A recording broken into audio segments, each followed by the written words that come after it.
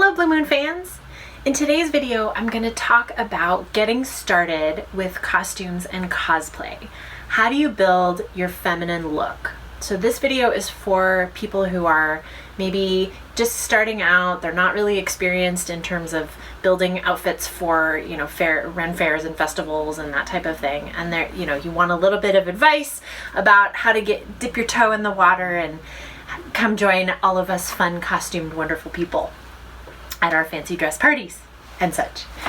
So I always like to start, my first piece of advice, my first guideline is, what are your colors? What are your favorite colors if you have more than one, or what is your favorite color if you just have one?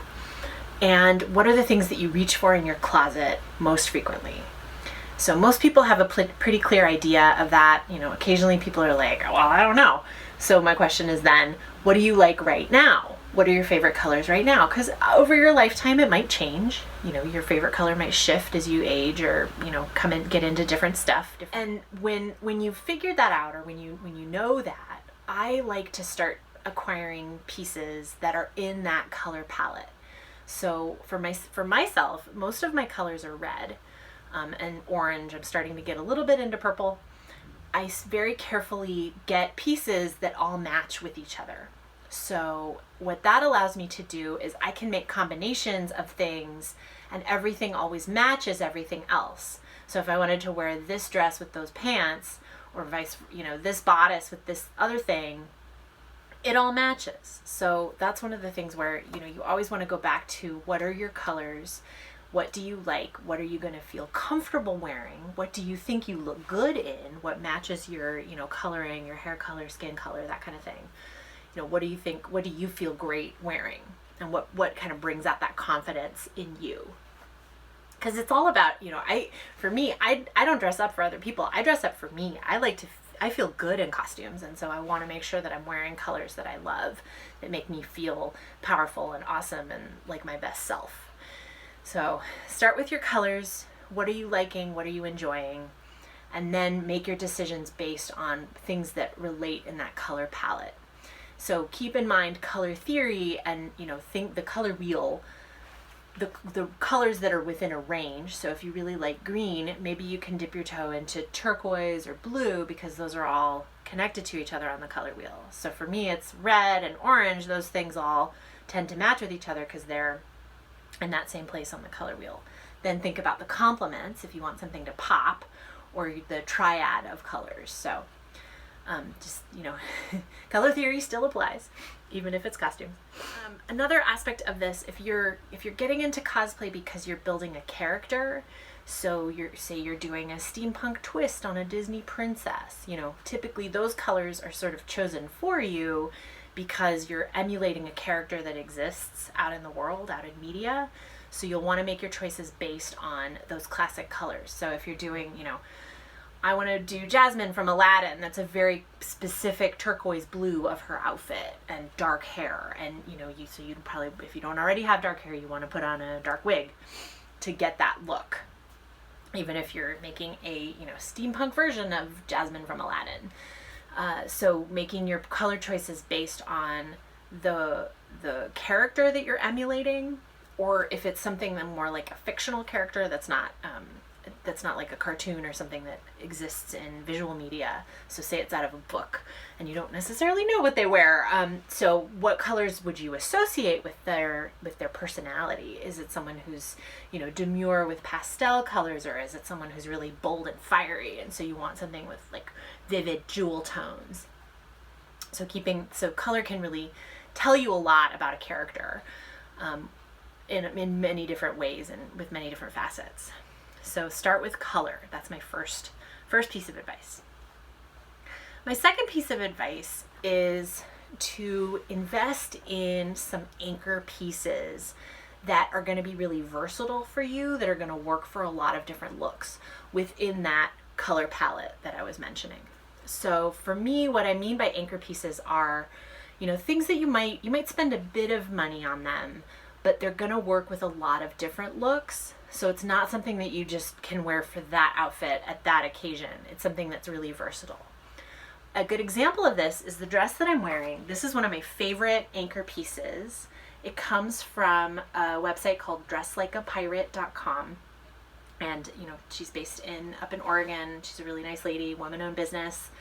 And I actually own this dress in 4 different colors because I love it that much. And I love it because it works for a pirate look. It works for a steampunk look. It works for my Burning Man look. It works for my, you know, my Ren Fair look. And so I can, depending on the different pieces that I add to it for the circumstances, it works with a lot of different genres. And so, you know, it's okay to spend a little bit of extra money on something that's going to be versatile across a lot of different events and different kinds of looks. So you want to make sure that it's something I like, you know, because I know that getting into costuming can be expensive. You know, you get these handmade things that can cost a pretty penny. So making sure that you're getting something that's going to work with a lot of different circumstances is a really good investment. Another anchor piece that I recommend personally are your Blue Moon pocket belts and holster hoodies. So these are products that I make myself. So things like your pocket belt or like the one I'm wearing, these can be a good anchor piece because, again, if you choose a color that you wear a lot and have a lot of other accessories and costume pieces in, then it's something you can wear with your Dickens outfit and with your Ren Fair outfit and with your Pirates outfit because it's a good anchor piece that goes with a lot of things. No surprises, my main pocket belt is actually red because it goes with all my red looks. So that is one of the things that I use as a guideline for if I'm going to invest in a piece or not. Other kinds of anchor pieces are things like a corset or a bodice, a short bodice, you know, something that you can pair with a lot of different under things. Like, you know, maybe you change out the tunic that you're wearing, or you change out, you know, you wear it with a button-down shirt today. Tomorrow you wear it with your, you know, loose peasant shirt for fair. That kind of thing. So, you know, if you carefully decide when you're purchasing those anchor pieces and you get something that is going to work with a lot of different looks, I think that's going to be a good investment of your money and your effort in putting together your costumes. So my third piece of advice as far as putting together your look. So I talked about the color palette and I talked about your anchor pieces. Obviously, you know, if you have a dress, you might want to wear some pants under the dress. Like this is a little shorter than I want to be. I want to wear pants under my dress. So I like to advise people to maybe shop in their closet. So this means putting something towards costume use that you wouldn't necessarily think of as a costume. You know, in my world, I have my costumes stored somewhere else from my regular everyday clothes. So sometimes I have to it's almost like I have to put on a different pair of glasses when I'm like, what am I going to wear? Because I want to think about, I'm trying to use my everyday clothes in more costume uses. A good example of this are my pants. These are my yoga pants that I'm wearing right now. I love wearing them with these dresses. This is my new favorite thing because A, they're super comfy.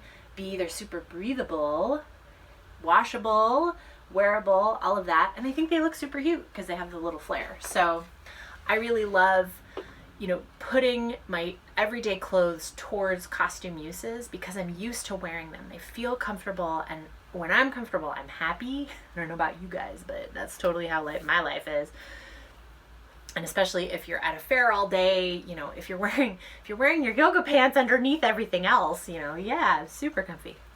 So that's sort of my, you know, what I mean when I say shop your own closet. You know, leggings, scarves, and shawls are another really great accessory that you might have a lot of that you're like, when am I ever going to wear this? Oh, I can tie this scarf around my waist and now it's a pirate outfit, you know, that kind of thing. So there might be stuff that you have that you've forgotten about that you can actually put towards your Ren Fair look or your Dickens look, that kind of thing.